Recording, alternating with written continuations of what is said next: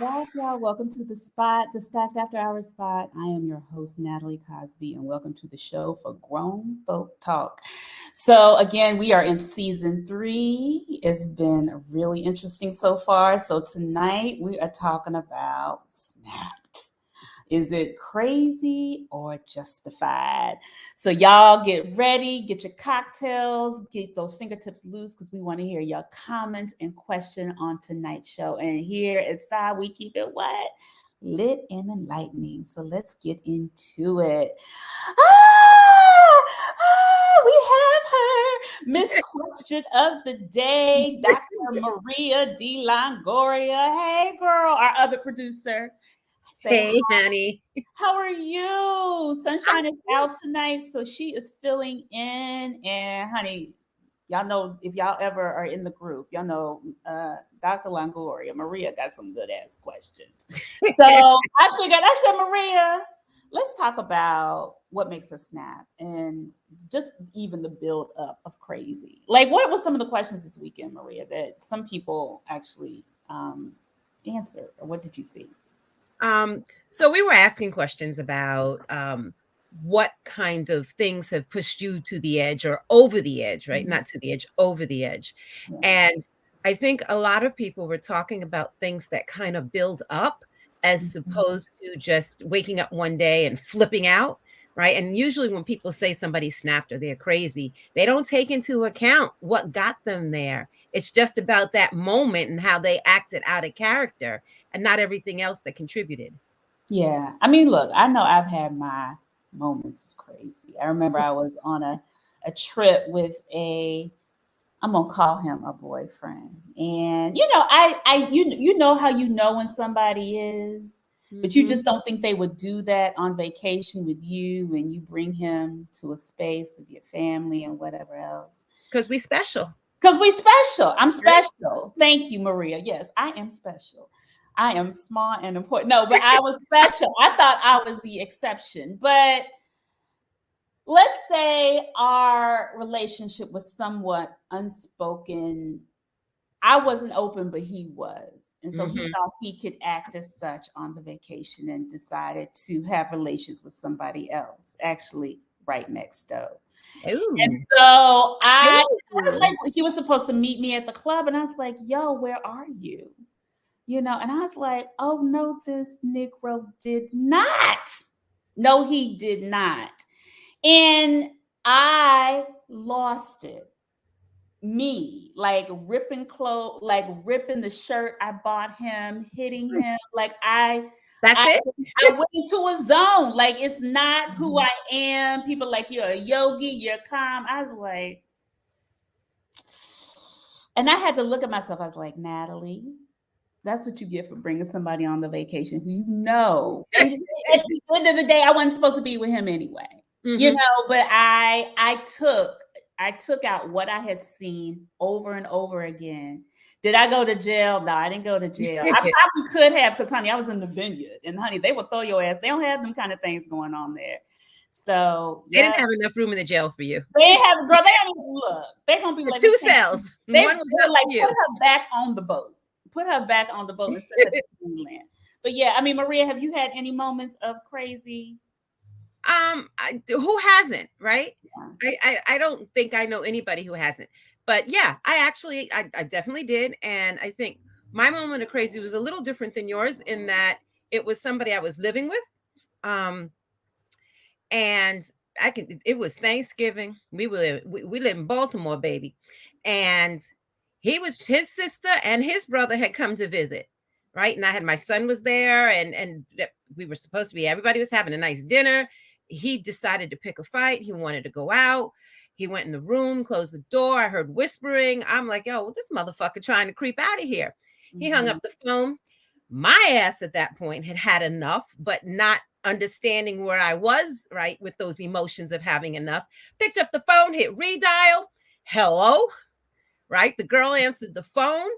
And this dude was living. I'm gonna say this motherfucker because one of the questions was crazy motherfucker or crazy bitch. This motherfucker was living with me. Um, Wow. she was very nice.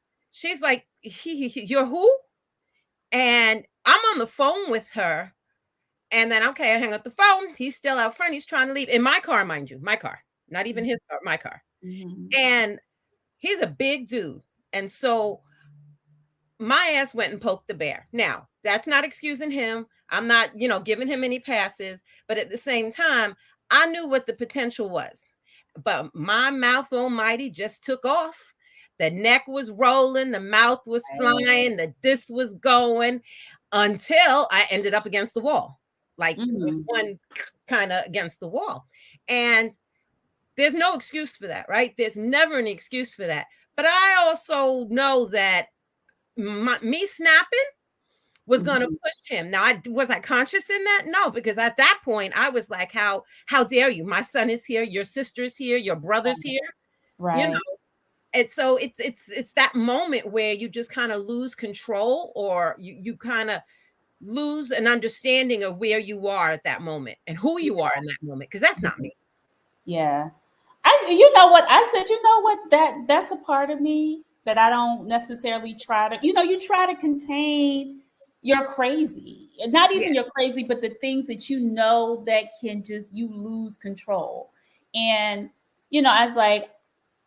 I realized like a lot of people have relationship anxiety. We all have those moments where we're just like, why am I here? But you're not ready to leave. Your shit is really not aligned sometimes. Yes, Tanya, we all have been there in some form of fashion. So it may not be violence. It may not be anything. It may even, I think a lot of shit is like microaggression. Like they just fucking they constantly poke the bear, and like you just do some crazy ass shit. Yeah, it's the moment and the adrenaline. Yeah, it gets the adrenaline flowing. And then some people are addicted to that shit. That's all they know. They like the crazy, like that crazy, like it makes people feel worthy. But I feel like there's so many elements to it that it's just really interesting. Like we could go on and on and on. Yeah. One of the things, Natalie, we both talked about examples of infidelity, but it doesn't have to be infidelity, right? Because I can go back to other things and other times, not where I got that extreme, but where there are other little things that people do that just pick away, right? The microaggressions you were talking about. Yeah. I think that's probably more prevalent now. Yeah. Than ever. Right. Yeah. I think, right. People just don't, the thing is like, can you take responsibility, or are you constantly blaming the person you chose to be with? Right. Because I think, everybody's like, women are crazy, men are crazy too. Like they do crazy ass shit. Like, everybody's like, and it's so funny. It's like, oh, she's crazy. I was like, but he's also a bitch ass. How about that? Like there's so many things and elements and layers why people go into the space because they haven't healed from something of previous, or they think all their actions are justified or whatever else. It's just, girl, or their backup is just against the wall and they're like caught and they lash right back out. Because even though I snapped and I went off, right? He snapped back. Now his snap was way different than my snap, but I snapped and he snapped, and that's really bad combination to have two snap people in the contains of a 1-bedroom apartment. Girl, yeah. Actually, it was 2 bedrooms, but still. Yeah. Well, let's bring the guest in. All righty.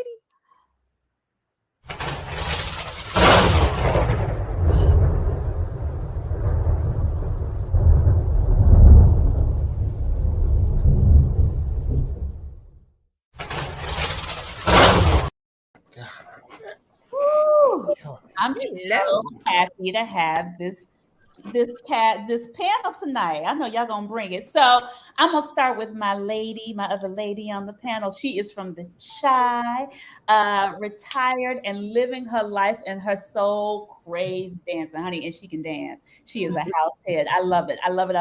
Welcome to the show. Let's welcome Miss Valencia Murray. Hello, beautiful. Also, and then he is a former celebrity cancer ambassador for the Kentucky Derby. Let's welcome back Dr. Reginald Cardwell. Hello. Hey, party people. How y'all doing?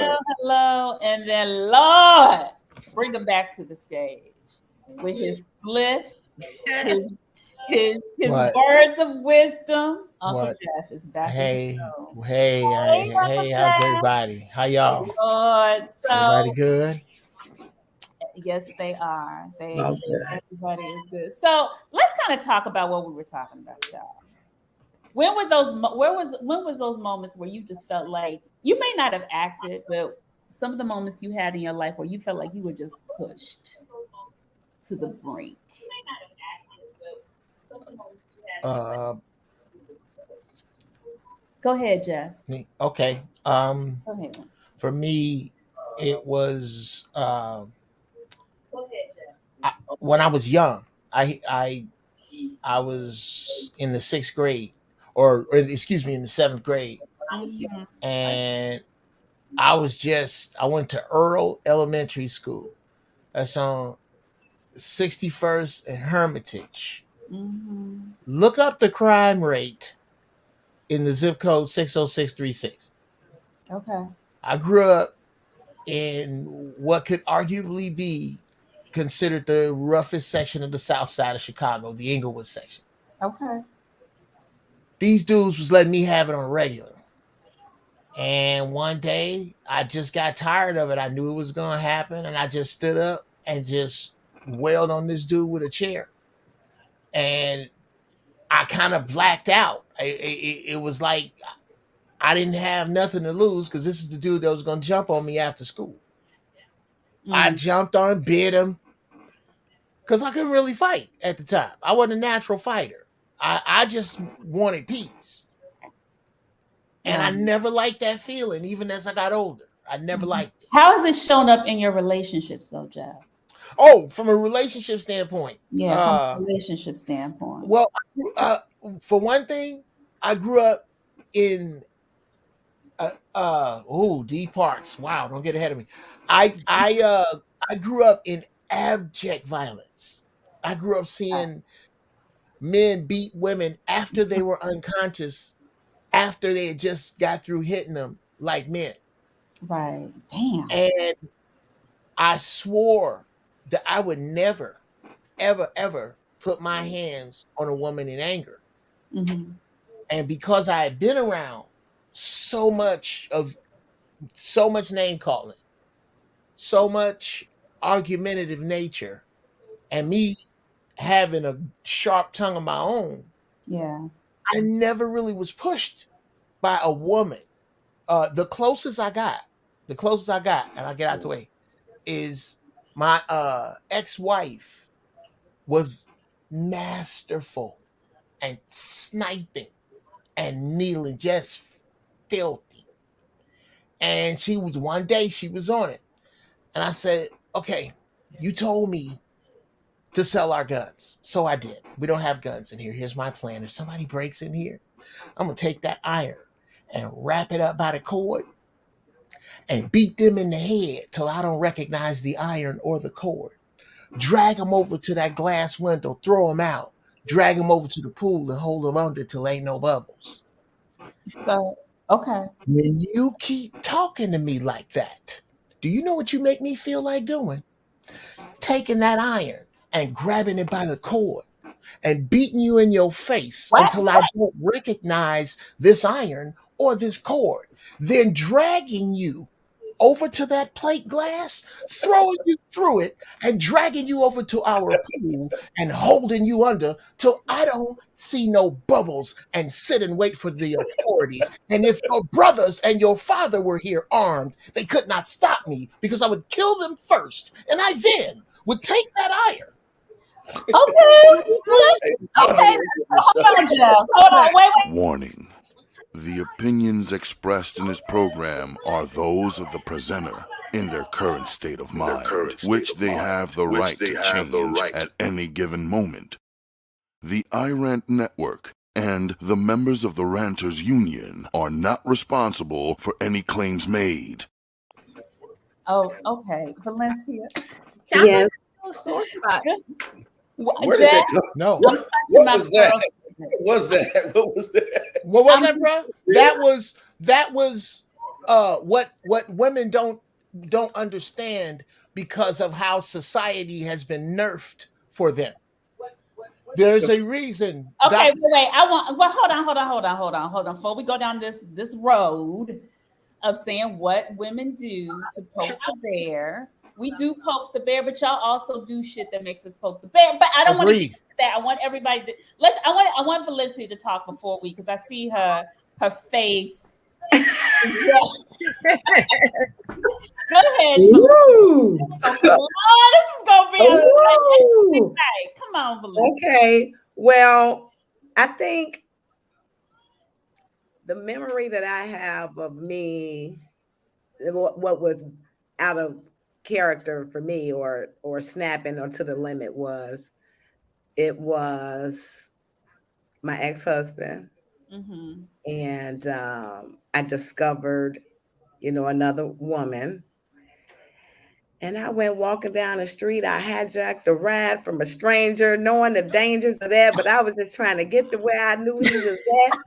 And when I got there, this was the cleanest alley I had ever seen, because there wasn't a rock, a brick, nothing big enough for me to bust the window. But I must say, I was early 20s. Mm-hmm. That was forever ago. And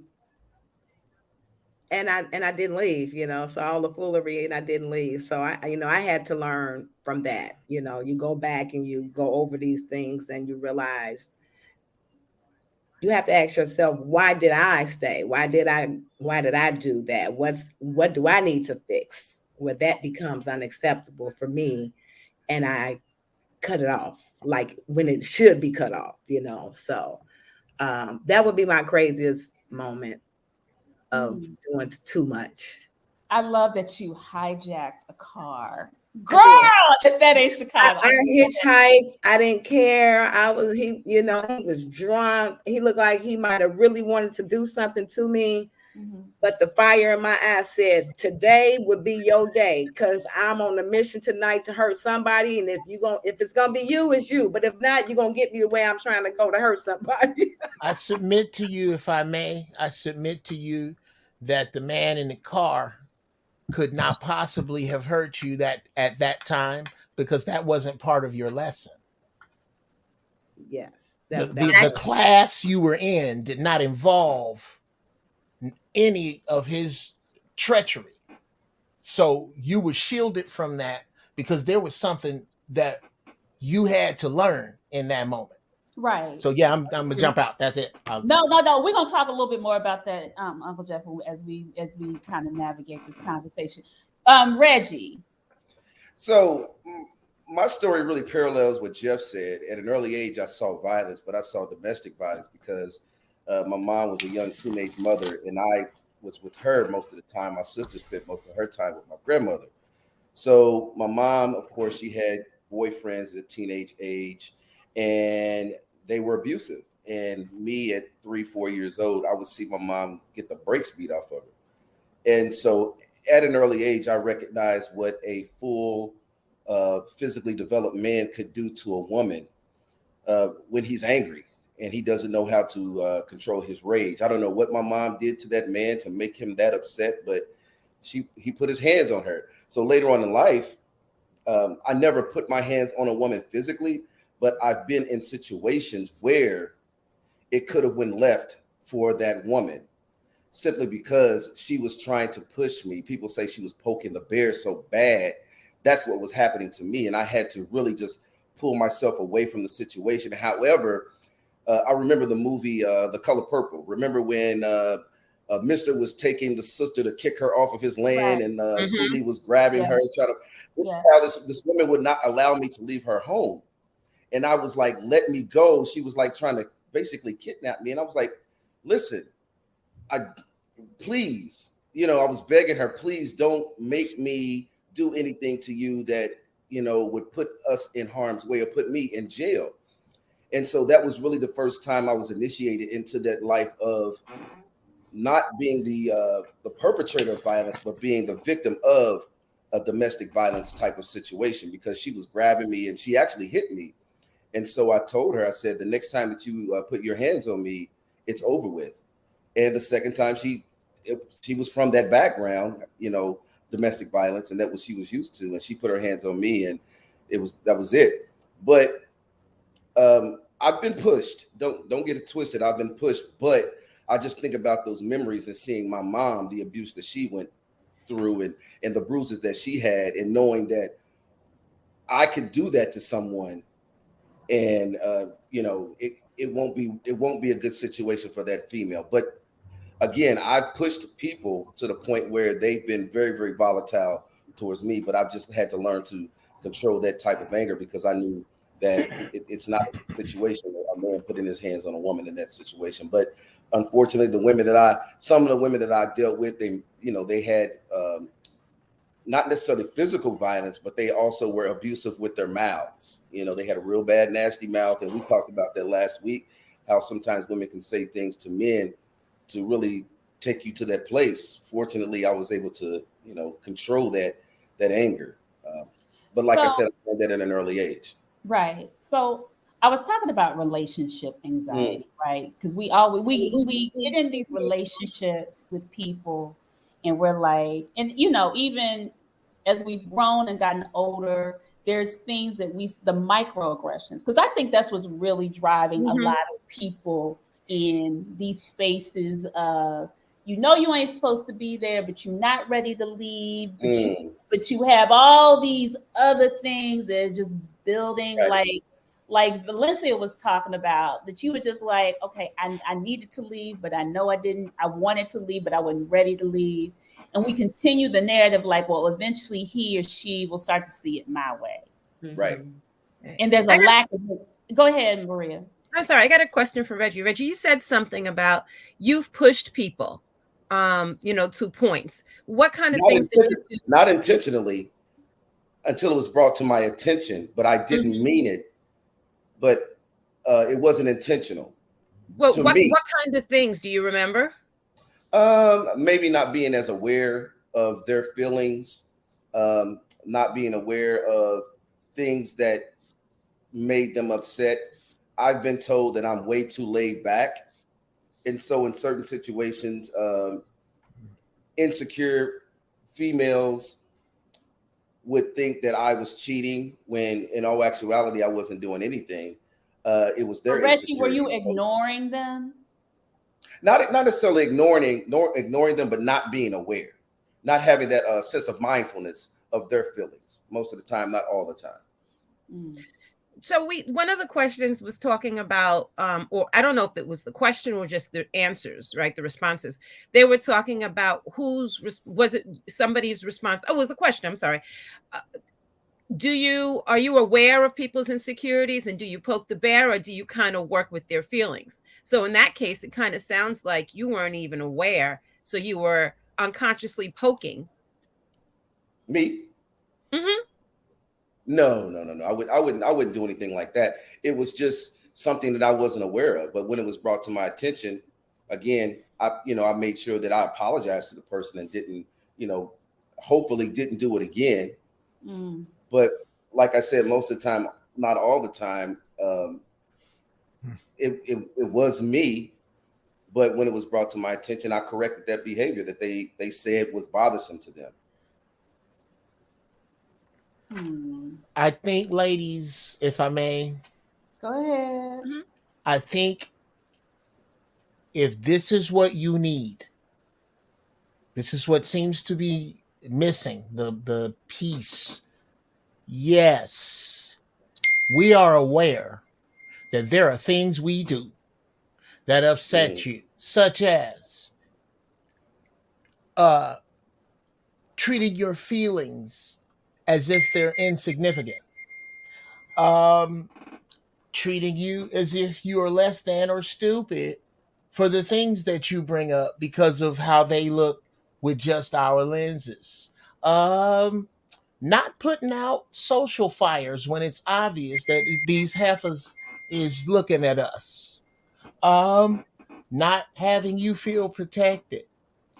Not being broke with no plan with your rusty, dusty, lazy ass. We are aware that we do those things. I trying to figure out which of those I am guilty of so I can throw myself on this cross. I don't think it's throwing it, but Jeff, I don't think it's about throwing people on the cross. Let me say this. I need to know what you're looking for. I don't Natalie, think anything. Let me what say about this. this Let me hold on. I think what the funny thing is just like it's not even a gender thing. I think it's really how you are designed as a person, right? So I like was about to go there. if your intentions, right? If your intentions with somebody is one thing and their intentions with you is another, it's going to be drama. It's going to be drama no matter what. So if you may want her for, if you just want her because maybe you really love her, maybe she wants you for the come up, or maybe you really it could be a multitude of things, and you find a moment where you're like, okay, so we're constantly in contention. She doesn't understand the way I communicate. I don't understand the way she communicates. And it causes this anxiety that is sometimes unspoken. Natalie, I was going to say that's the level of emotional maturity at that point in my life that I didn't have to be aware of other people's feelings. You said something that was very important. We as males in America, you know, we're told to be emotionless. We're told not to cry. Mm-hmm. We're told not to share our feelings. And so most of the time, not all the time, that goes into relationships when we meet females who, what makes you all great, your gender, is the fact that your emotions are what make you very special. Whereas men, we're told to hide our emotions. And so when you get in a relationship with a female, you don't know how to say certain things or to express yourself because you haven't been taught that way. You know, we're told to just sit back, shut up, and be quiet most of the time, not all the time, and just deal with it. You know, don't cry. You know, don't bicker. Just deal with it, and I it think plays the phrase out. is man up. I don't want to necessarily say man up. I would just say be aware of your emotion, your emotional vulnerability, which we're told not to have. We're told to not be emotionally vulnerable in our society. Yeah, that's what I was referring to, though, because usually they tell children, boys in particular, from when they're small, you got to be a man, you know, man up, be a man, don't cry, don't do this, don't do that. And not saying that's the correct definition of a man. I'm saying that's the phrase that's often used. Yeah, but see, you can't go from a boy to a man. You have to go through stages to get to manhood. And so when you miss those, go ahead. When you miss those critical stages, there are gaps, okay, that go into your life as a male that you didn't go through. So, you know, you end up missing certain things that are very critical when you get into a relationship with the female in your life. Right. Yeah.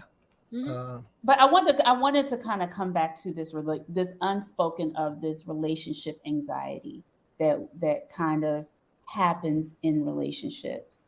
And how have y'all? I'm going to start with Valencia. How have you dealt with relationship? And it may be a good relationship, but I think every relationship comes to that point sometimes when there's anxiety and things are not being communicated, and that's when the drama happens, or you know, you go left, right? So I want to kind of talk about y'all to kind of talk through what have been those moments. And how do you deal with them now? Okay, well, I have a different point of view than I probably would have had 10, 15 years ago.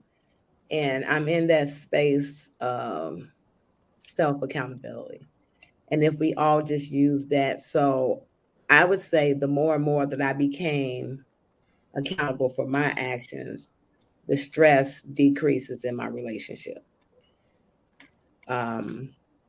So I believe that all the back and forth that causes anxiety is there because everybody, I don't care if it's male or female, they're bringing to the table a lot of trauma, a lot of wounds, a lot of hurt.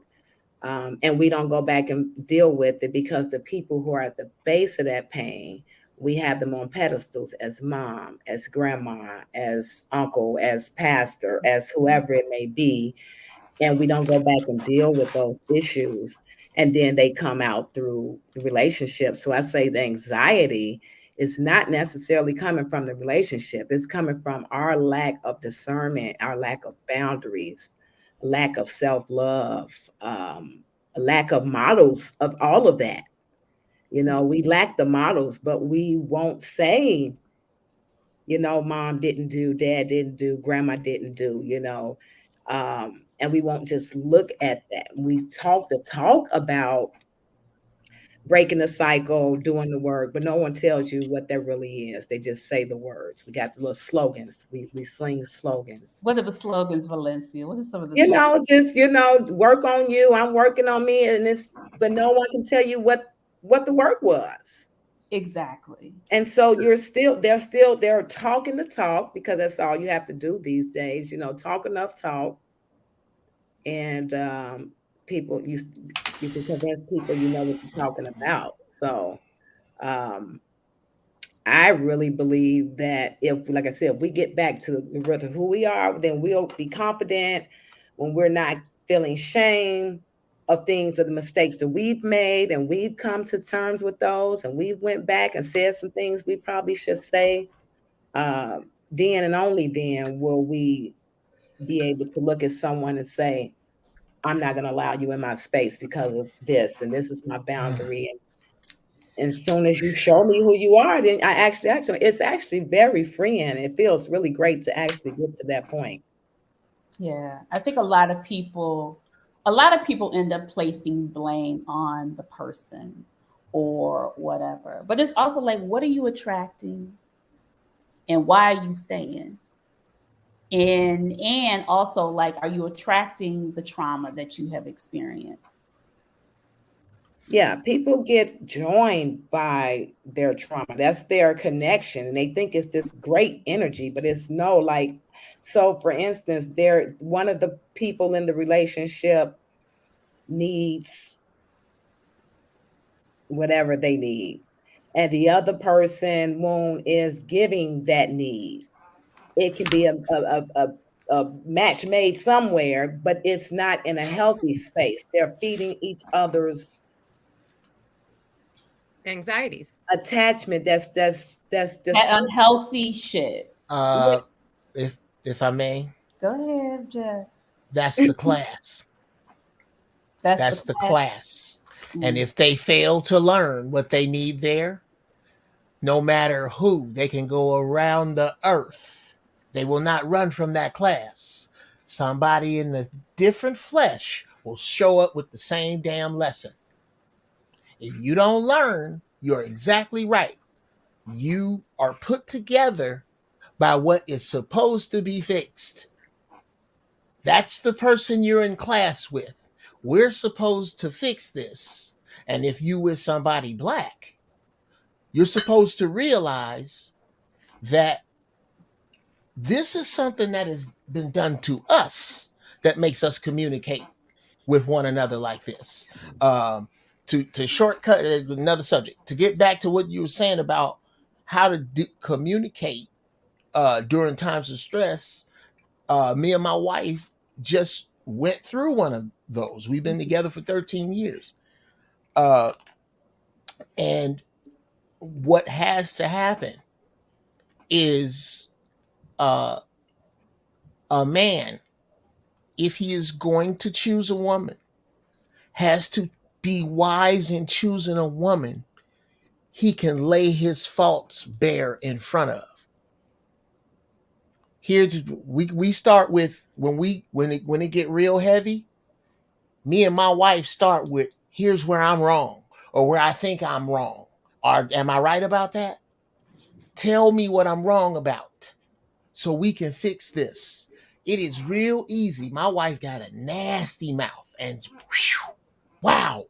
If we really wanted to put the gloves on and destroy, because here's what happens. You got this beautiful relationship, and it's in the center of you, and then You say something nasty. He ripped up a little bit. Then he say something foul. Then some come out. Then you say something foul. Then some more come out. Y'all go in the room, fuck each other's brains out, and you feel better, you look better, you speak better, you communicate better for a while, and the next thing come up, you do some more beating on the relationship because you don't recognize the relationship as an entity outside of the both of you. It's another thing, like a baby. You don't get to keep beating up on this baby, and one day you cool with each other, but you don't feel shit and not understand why. The baby's dead. It is something you have to feed outside of you. So when I get ready to get hot at my wife, Jesus, I made her cry a few times, and I fucking hate myself for that. I gotta put my gloves on. I love this thing. That's not me. That's not her. It means something to me. And it's rough, sisters. It's rough to get sisters there because we have been so fucking adversarial with one another for so long. And nobody wants to be first. Everybody wants to be right. That is. Nobody wants to be first. But that's that level of emotional immaturity that comes in between both parties. So with that being said, I was going to say that you know should seek outside help because a lot of times we just don't know and we just aren't equipped with the strategies and the methodologies to walk us through these processes when we do get into a situation with our mate, you know, or someone that we are cohabitating with. You know, those things are specialized type of skills that individuals have to learn how to accumulate and how to refine over the course of time of that relationship. So, as Jeff was saying, you know, we sometimes have to go outside the relationship and seek counsel from the elders, but I would always say seek counsel from professionals, you know, where it's relational, individual therapy, group therapy, couples therapy. Those things are available to us, but in our community, we don't necessarily utilize those type of resources, and it's to our detriment. So many relationships can and should be saved if we just stepped outside and said that we can't do this.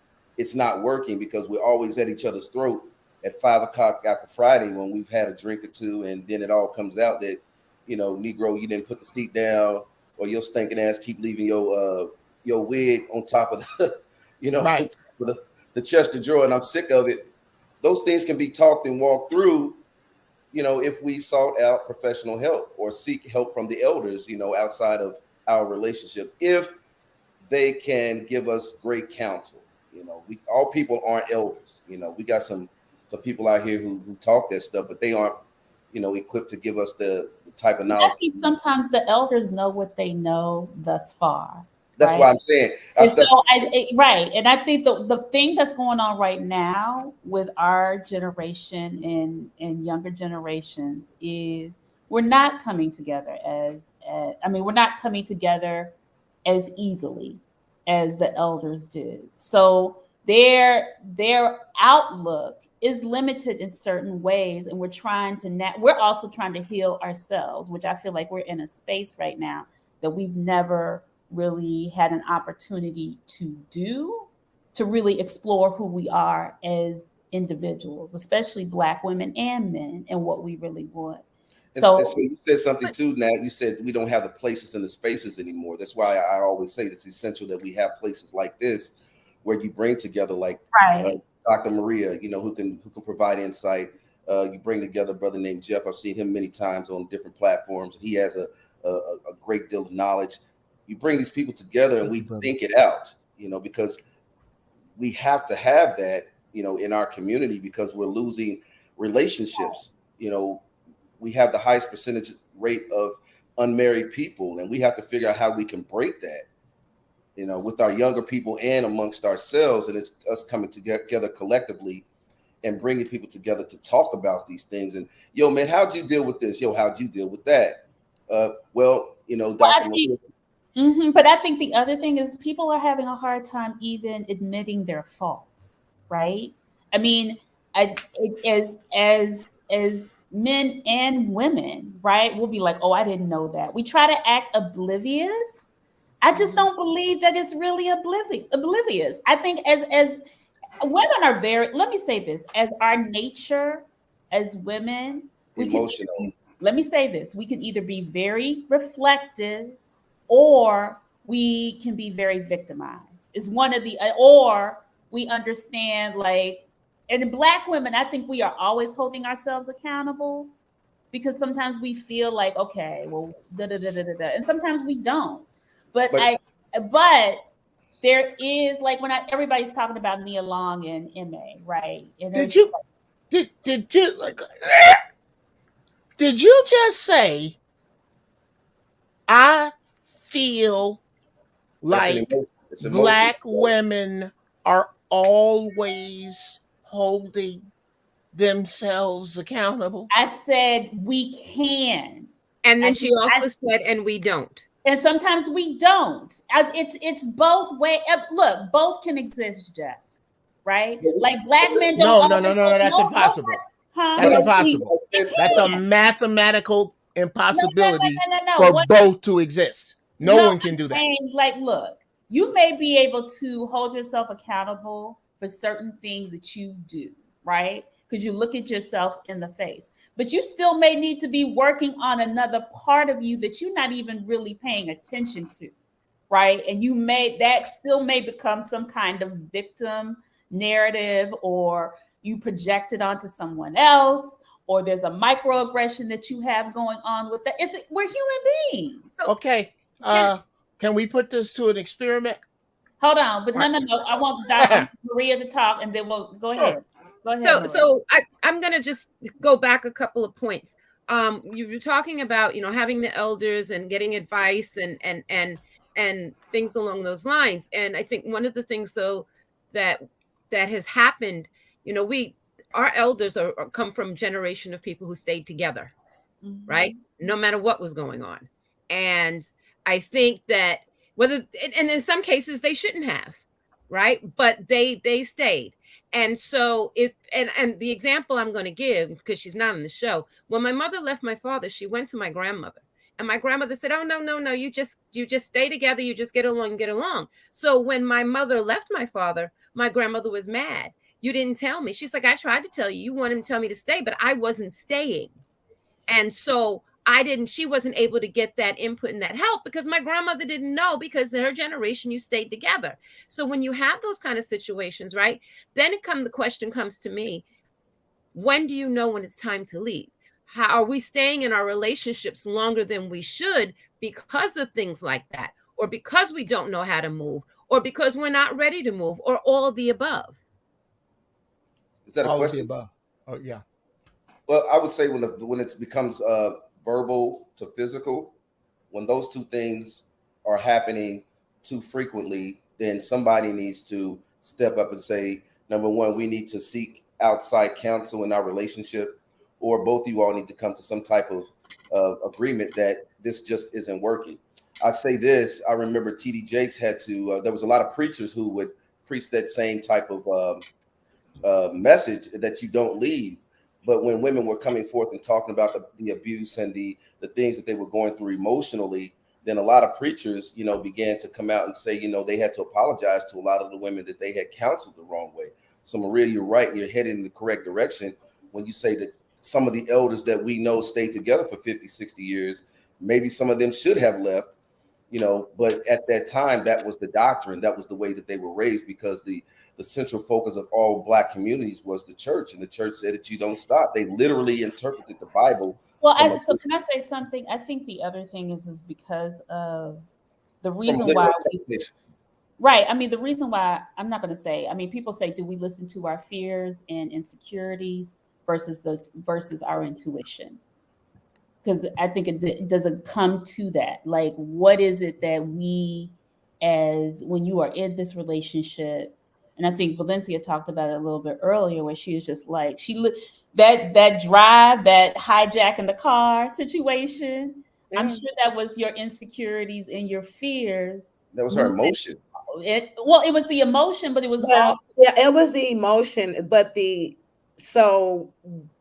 what was my fear? So we can, once again, that's what I mean by like, we'll say things, but what does that mean to you may not be for me. And so, and then the fear isn't even what's happening. It is what wound that's pouring salt into.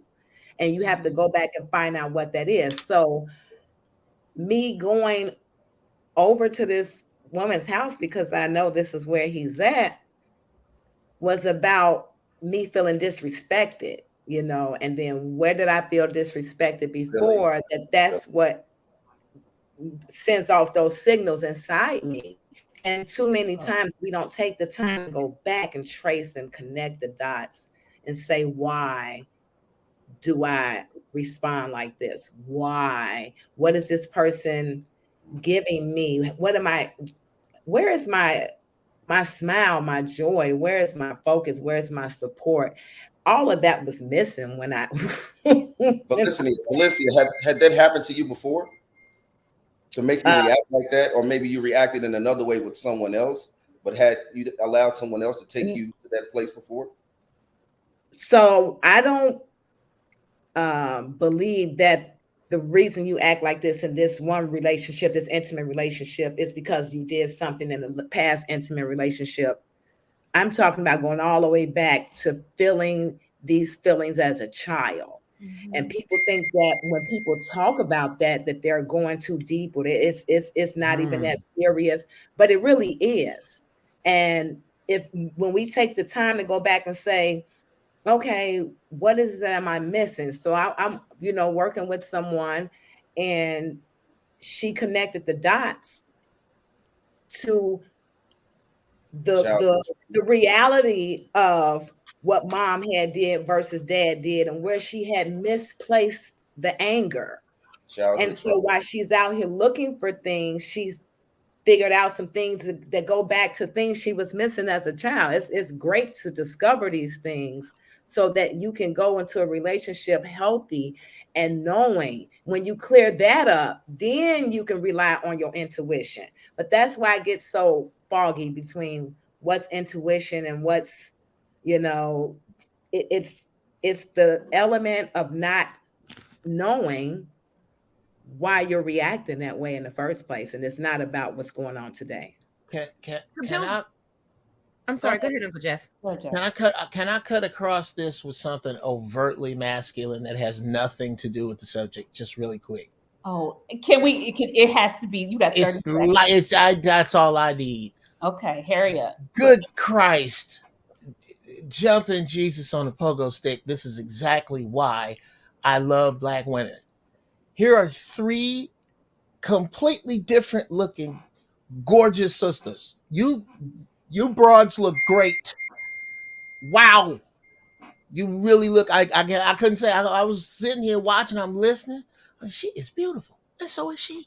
And so is she. And it's like you're clearly 3 different tribes of sisters, and you're beautiful. I just had to say that. Now, yeah, stop flirting. Yeah. No. Y'all, have you seen Mrs. Brown? Or is she gonna have some trauma later? You're gonna have some trauma later on at your house if you keep on. No, Mrs. Brown knows better. Is that all you wanted to say, Jeff? Yes, that's it. Okay. I was just sitting. I'm high. I was sitting here. And I'm just like, wow. I agree with what they say. On by our words, Jeff. I hope you would turn on by our words, just not by our words. Oh no, I'm a sapio. I'm a real sapio. I was gonna say you better get that sepio going on. I wouldn't be in here. I wouldn't be in here. Right. It's a THC.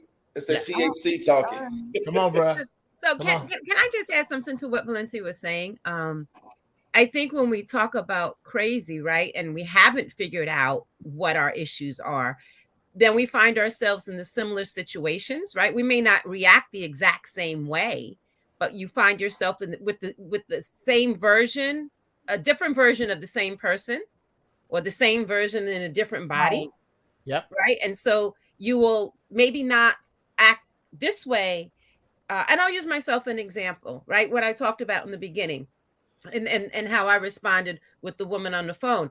The relationship I had after that, right? The guy was cheating on me. I was pregnant. Now I went off, but I didn't go the same way. I just packed his stuff up and dropped it off in front of her house. But that for me was still out of character. And then I, changed the locks or whatever. But that's because I hadn't figured out what I was doing to myself and not doing for myself to end up in one of the same situations. Okay. I think what it is like when we have crazy bouts, we're like, oh, I'm never going to do that again. But you do keep attracting certain things because you have not discovered who you really are, like understanding your insecurities, understanding even like, so again, you can understand your intuition. I agree, Valencia, exactly with what you said earlier.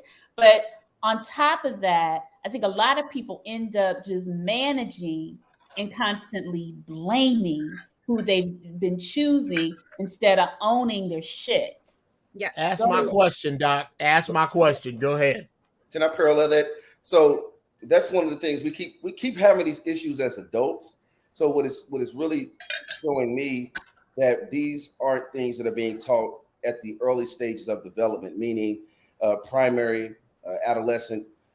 We've got to get back, or we have to begin to start teaching our children, our males and our females, most importantly, our males, to control their electricity, and our females to control their their energy as well, because it's very dangerous when you don't know how to control your emotions, for us, especially in this time that we're living in right now, and that's what's happening. The way that we're so reactionary to things. We don't teach our kids how to be strategists and think things out. And so what begins to happen, they carry these same reactionary emotions into their adulthood. And that's how you react in relationships, with violence or with your mouth. And that's very dangerous that we're not teaching these things. Then we're finding these things out later on in life when we have to go and get a therapist, or it cost us, a relationship that really could have went well if we would have learned these small little strategies and methodologies early in life. So as adults, we're talking about these things, but it just seems like this is something we should have learned early in our adolescent development, in our pre-stages of development. I mean, Reggie, look, we're all like Generation X. We were raised to, especially Black kids. I think we were raised to like suppress your emotions. Don't let nobody see that you're upset. Males were, but women too. As a Black woman, let me say this. Listen. But let me finish my point before you. Yes, men too. I agree with that. But I think also, but who has the greater consequence for not controlling their emotion? Men. Right. But what I'm trying to say is, like, I think also with black women, there has been a point where we're just like, you know what? Manage your expectations. Take what you can get. If he's, I mean, come on. The generation before us is like, oh, if he's cheating, I'll stay. If he's projecting, blah, blah, blah. Or if he's just like, if there's certain things that we constantly like, okay, it's just validating me to say I have someone on my arm. Right. Even though it may be the most unhealthiest, toxic shit. And I'm not just talking about them. I'm talking about people in general. Go ahead, Jeff. Aye. Thank you. Ladies, at some point, and this is exactly what I'm talking about. I have a name for it. It's an acronym, ROAD, Rampant Ovarian Accountability Disorder. Wow. Rampant ovarian accountability disorder. Okay, go ahead, Jeff. I can point it right out in a prime example here, but I'm not gonna. I'm gonna keep it. Point it out. Go ahead. Are you sure? Oh my goodness. No, don't do that. I'm not gonna do it. No, Doc, I'm not doing it. I won't do it. No. Jeff, I want you to point it out. Brother, don't do it. Reggie, be quiet. Jeff, Reggie's right. Reggie's right. No, I want you to point it out because this is also a learning. But go ahead. Okay. I'm not going to do that, Doc. But I will do. I will do this. I will do this. I will tell you this. That the piece that is constantly missing is, how did I change me or not? Right. What part of me made this? I'll give you an example. The stupidest song Beyonce ever had, Irreplaceable. It gets most ridiculous right at the hook. You must don't know about me. You must don't know about me.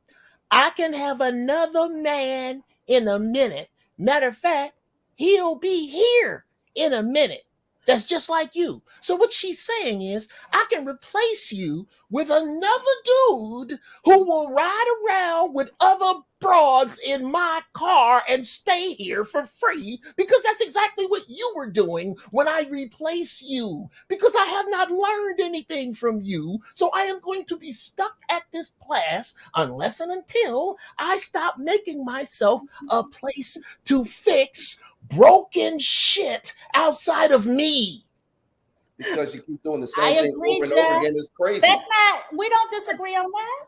Right. Oh boy, I haven't heard any of that. Here- Until I I see said, that. well, no, and with the exception of Valencia, I have not heard That's that. what I'm saying. No, I said that I had, and I'll use Here's- myself again as example. The relationship that I opened with, I said, and the one following it, I ended up with the same person because I had not figured out what I had to do and what I was doing to end up with the same person, what my issues were. I said that. Right. I think we all have been saying that in our own versions, Jeff. No. You're saying no, Reggie. I You did say have. that. No, you know what the problem is? Yeah. Man speak Go and ahead. woman speak are like Spanish and Portuguese. Exactly. Okay, and that is what I say to men. If you have a problem with meowing, scratching, and fur balls, you don't have a problem with your cat. You have a problem with cats. So Jeff, Yes. go ahead. There's no consequence. Men, when men, you led with this earlier, Nat, when you said, women aren't really truthful with each other, and I said this 2 shows ago, and I said one thing about men. We'll No, tell I each didn't. other. I didn't say that. But go ahead. But that's what you heard. Okay. Pause, please. I said they are. I said we can and we can't be. We are selective. That makes absolutely no sense to a man. I know it doesn't. But Absolutely. That's how So since you are the higher communicator, I submit to you, Natalie, that you are talking to a being that's slightly smarter than a Rottweiler. It's on you to get it to us. So take 2.